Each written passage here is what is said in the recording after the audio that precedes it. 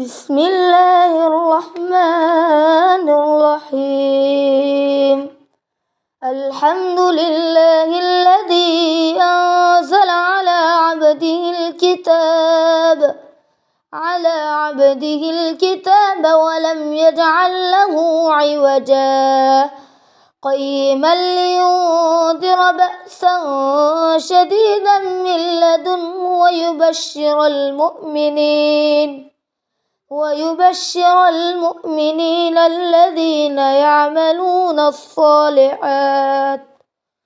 يعملون الصالحات أن لهم أجرا حسنا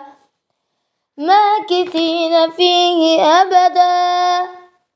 وينذر الذين قالوا اتخذ الله ولدا ما لهم به من علم ولا لآبائهم كبرت كلمة تخرج من أفواههم إن يقولون إلا كذبا فلعلك باخع نفسك على آثارهم إن لم يؤمنوا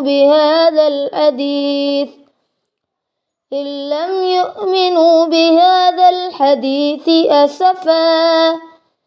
إنا جعلنا ما على الأرض زينة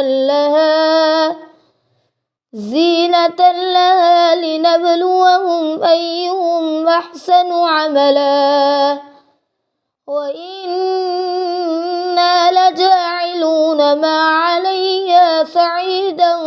جرزا أم حسبت أن أصحاب الكهف والرقيم كانوا من آياتنا عجبا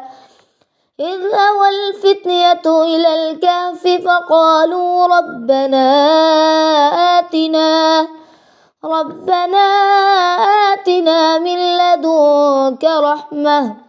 من لدنك رحمة وهيئ لنا من أمرنا رشدا فضربنا على آذانهم في الكهف سنين عددا ثم بعثناهم لنعلم أي الحزبين أحصى لما لبثوا أمدا.